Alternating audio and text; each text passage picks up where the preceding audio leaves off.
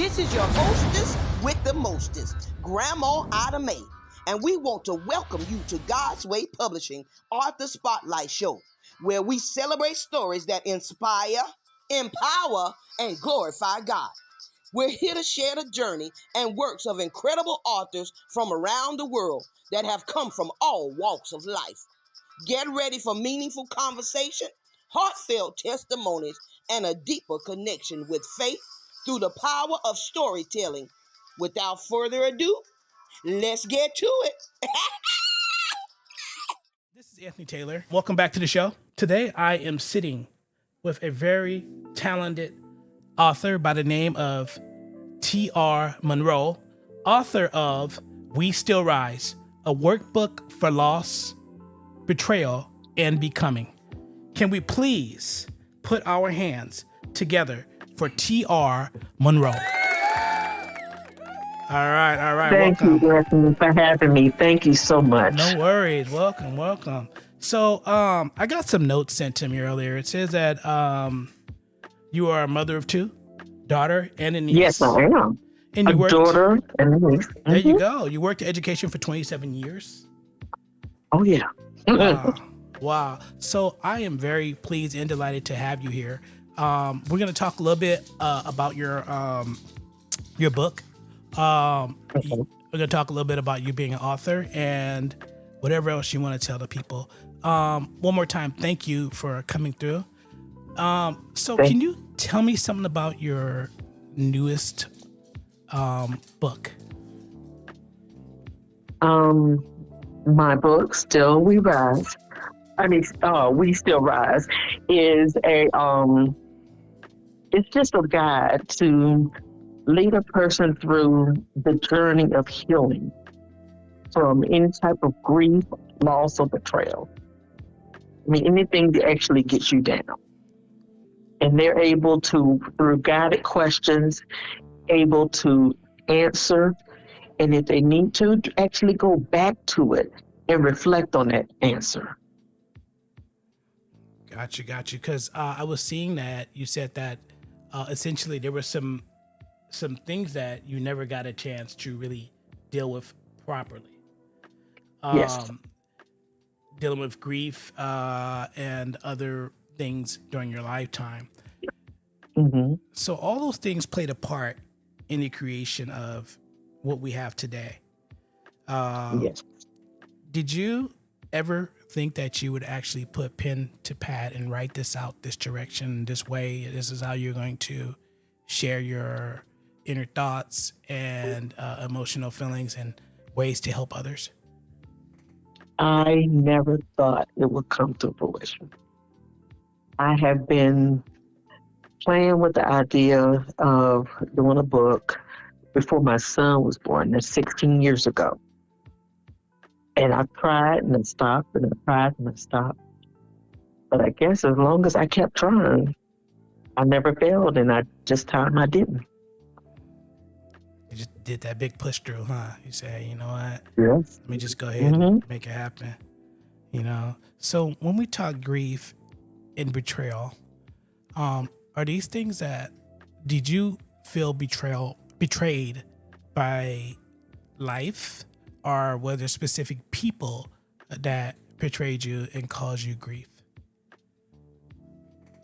Life, the political system, the people, they were people that disappointed me and betrayed me greatly. Mm-hmm. So when you say the political system, are you referring to like maybe the last, let's say since 2008 to now, or was it prior to that? It was actually prior to that. Okay.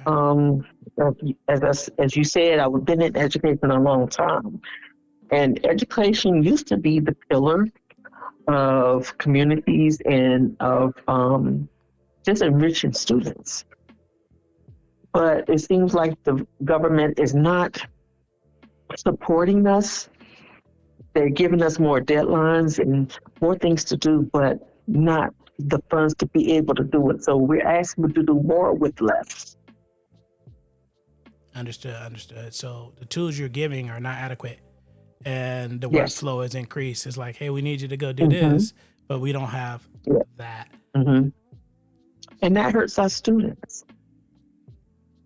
I mean, Absolutely. it really breaks me up to see some of my students, and right now I'm in high school, reading on such a low level. And I try my best to encourage them, keep pushing, to keep reading. And I find books that are in their interest so that they'll want to read. So has the education system, in fact, become more of a business as opposed to what it originally was supposed to be? Is it about I think business and so. politics? It's about business and politics. They're all about the numbers now. There's the standardized test scores, the numbers of how many students are in the school, the number that they got on benchmarks from quarter one to quarter two to quarter three. It's all about numbers. They don't look at the actual face and know that person inside. Exactly. And so, with this information going on, I mean, not information, but all this is going around, and any parent or educator can see these things if they just look. It's right there, Yes. apparently, in front of them. And, our kids are our most valuable thing. You know what I mean? Yes. In life, our most valuable everything, because this world becomes theirs eventually. And, Yes. even the stewards of these children, won't be there for their entire life. So we try to invest good in them all we can along the way, Mm-hmm. including education. So I do applaud you for your passion and your want to change that. Now, your book doesn't necessarily focus in that area, does it? Or is it inclusive in these things, or is it?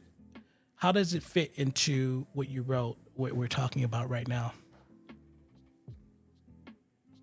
As a education as an entity, um, having grief and dealing with stress and anxiety from that area was something that led into me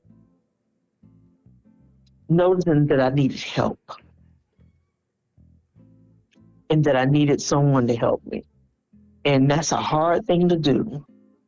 I'm Generation X, and we were told just to suck it up and deal with it, to make it work. And that's what we have always done. And I've carried that on through my life.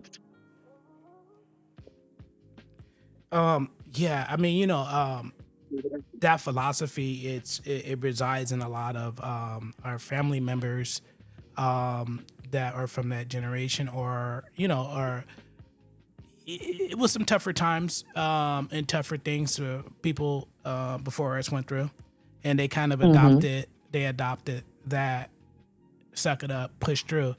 But think Yes. think what falls by the wayside while we're doing that. You know what I Mm-hmm. mean? Who falls through the cracks? Who and at this present moment, we can't just suck it up and push through like what's going on in our current environment, Mm-hmm. in the education system and things like that. Mm-hmm. It's bad. I mean, my teenagers, they can't even they don't do cursive, they don't handwrite. I don't want to say can't even, but they No, don't. It's not in the they don't do curriculum. cursive. I'm like, wow. Yeah. There's no band. Mm-hmm. When I was going to Mm-hmm. school, I mean, you know what I mean? You knew how to play an instrument or something. You knew how to swim. You Mm-hmm. knew something. You knew some home ed. But all that stuff That's what, is yeah, gone. home ec workshops. Mm-hmm.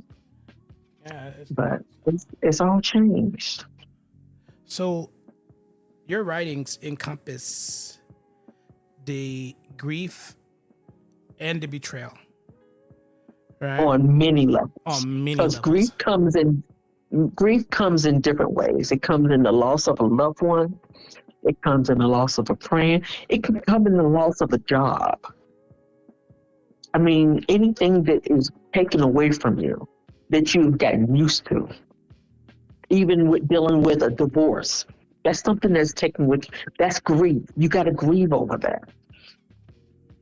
You got to take that time to grieve actually get into it. Understand that this is my grief, and I have to go through it. Yeah, so often people think that people splitting divorces is all roses and happiness, and it's not always. Even in a divorce that some people say was long overdue, there's still going to be some pain involved in the actual Yes. change and separation of two persons. Hmm. So I totally understand that. So, what's your story? How did it all start for you? I mean, where was your upbringing at, and you care to talk a little bit about that? I have no problem. I am the oldest child of a single mother, and my mom, I always told her she was a gypsy in another life because we always moved and traveled. Now, I always wasn't good. You couldn't think. But I attended so many schools in my lifetime, I can't even count them all. So that right And there changed a lot. It made it hard for you to have lifelong friends, obviously, because you're bouncing yes, around. Yeah, kind of hmm, like a military child, almost, right? yes, Um, hmm. Now, how did this shape you to become the person you are? Well, It made me I'm sorry. resilient Hmm. because I was going from school to school. So I was missing pieces that I had to catch up in. And I had to take the long way around in order to learn something that I could have learned more quickly if I was in school, like steady. Got you. So that breaking, that stop and go, kind of like, Hmm. messed up the flow of traffic for you and in your, I get it, in your developmental stages in some Hmm. portions. Where does that resilience come from? Did you create it on your own, or was there a mentor or a source of inspiration that said, "Hey, you know what? I'm not gonna get beat up by these pauses and these stops and starts that I'm going through." I was blessed to have a family support system. I am in the line of some very strong women. My grandmother, my aunts, my mom, and then my dad has always been. I mean, that's my first love. That's the man that has made sure that I got the things that I needed throughout life. That's a strong and honorable thing to be a dad and to be able to contribute something that your child speaks on. You know what I mean? Hmm. For until all our time, that's amazing. Did you have any other persons in your life that encouraged you to write and become an author? Yes, the two main people are actually authors themselves, and that's my father. And then I call her my spiritual sister, who also has a book, and she was the one that really pushed me. She read my manuscript, and she says, "You need to publish this. You need to do this. God Exactly. has put this in front of you. He has laid you have laid your heart in these words, and God is telling you that you need to go ahead and put it out to the world because somebody else is experiencing the same things." Exactly. And they can benefit and they can fill in the blanks with it of information they don't have that you may have supplied to them. Yes. So, Hmm. this book, in essence, is it the new book we're talking about? Because I see you've written a couple of them, right? No, this is my first Let me book. take a look here. I'm sorry. I must have been looking at something different here. So, uh, you were okay. I read it wrong. So, you were a media specialist for 19 years, and it says Yes. books are a part of me. But yet, this is your Yes. first book. So this has got to be an Hmm. explosive read. This has got to be like Oh yeah. Hmm. things packed in there. So, what would you want somebody to know about your book, in specific? If I were to meet somebody outside, I'm like, hey, I have this T.R. Monroe book, and I'd like you to read it. What would I say to them to encourage them to be inviting? You know what I mean? What would you, in your own words, how would you describe your book? Um, I would describe it in that it is at a point where I always say you're not starting over, you're starting a clean slate, and therefore you will rise and become. Wow, So that's everybody strong. goes through, everybody has issues and problems and everything. Even though they might not look like it on the outside, we have our mask on. But on the inside, we never know what that person's dealing with. And this helps you take the mask off for a moment and actually sit in that feeling. Wow, that was strong. Kind of felt like I need to go out and get this book myself. Ladies and Oh, yes, gentlemen, you do. this will make a fabulous gift of love to someone this season. So Yes. the book is available on Amazon.com. The author Mm-hmm. is T.R. Monroe. The book is called We Still Rise.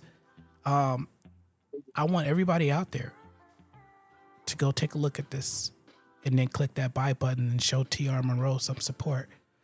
Because it's not necessarily about the buying, it's about the learning, it's about the sharing of information, it's about Mm-hmm. helping others in this world. Maybe something in that book can equate to something that I can repeat to my young child or my sister or my Mm-hmm. brother, and so on, to bring them to a new level of openness of the mind.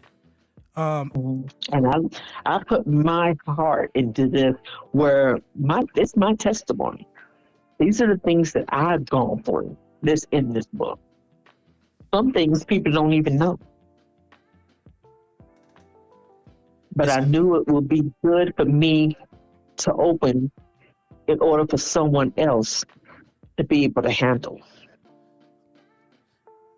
Yeah, I think that's a great thing you said. The just opening up and allowing people to learn from what you've experienced, and sharing Mm-hmm. that. It's a very private. Sometimes these things are very private, and it's sometimes difficult, but often healing to be able to Mm-hmm. use your pain to help others. And that's the sentiment I'm getting from this. And I really Yeah. appreciate you writing this book. And we're going to do everything we can to tell people about it on this show, and on Thank the you so affiliate stations as well. People, much.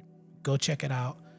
Was there anything you would like to say in closing, or was there something that we didn't get a chance to mention?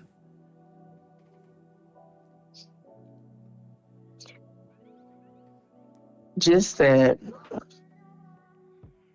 it's okay to step back and sit in your grief, sit in your feelings. You need to take that time to go away from everything else. Get away, be in the quiet, or be in some soft music, and just ask yourself those essential questions that helps you get through these feelings. And that's what I'm about. Wow. There you have it, ladies and gentlemen. T.R. Monroe. We Still Rise. Thank you so much for coming on the show today. I really appreciate it. You're Thank you. always Thank welcome. you. Call me anytime and we'll get you right back on here to talk about what you're into, and we'll talk more about your book if you're interested. Yes, sir. Thank you Thank you so so much. much. It's been a pleasure. You guys hang on a bit. This is the Ann Taylor Show, and we'll be right back after these messages.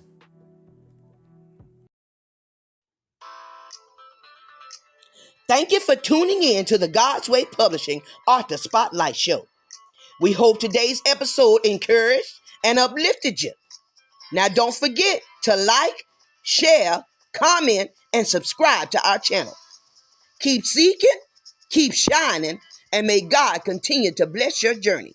See you next time, and remember, we love you, but God loves you more.